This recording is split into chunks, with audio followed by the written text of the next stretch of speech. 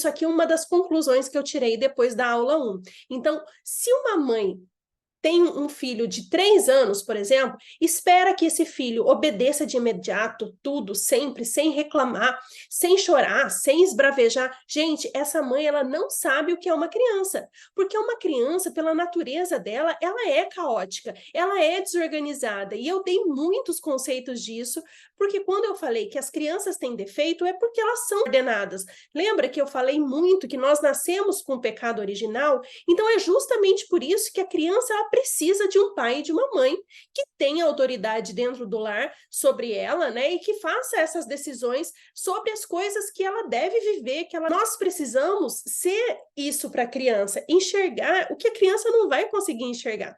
Então, se uma mãe de um adolescente de 15 anos espera que ele obedeça, aceite todos os nãos passivamente para não ir na festa, para não ir em show, para não ir na casa de amigo, cumpra todas as suas obrigações sem reclamar, sem chorar, como um robô, essa mãe não sabe o que é um adolescente, ou não se lembra da sua própria adolescência, não é mesmo? Então, se você hoje é uma mãe madura, olha as besteiras que você fez na imaturidade, olha para a sua adolescência, você vai conseguir enxergar.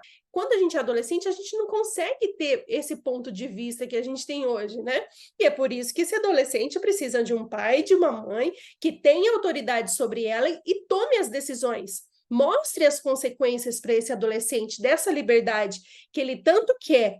Afinal, a liberdade, ela não é nada se você não tem como arcar com a responsabilidade, arcar com as consequências dessa liberdade, né? Então, o mais importante é como os pais vão conduzir essas reações das crianças e dos adolescentes, né?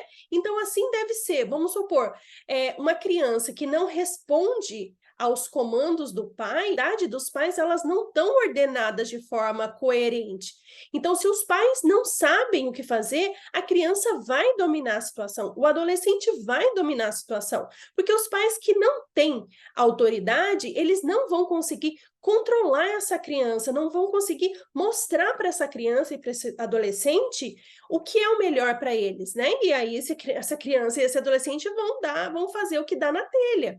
E infelizmente é o que nós estamos vendo muito nos dias de hoje. Então, aqui eu fiz só uma introdução e eu quero já entrar num primeiro ponto que é justamente isso, né? Como os pais estão conduzindo essa liberdade, que começa na infância, depois, né, nas decisões da adolescência e influencia totalmente a vida desse jovem adulto. Então, por essa razão, eu quero aprofundar nas consequências e eu trago hoje essa reflexão.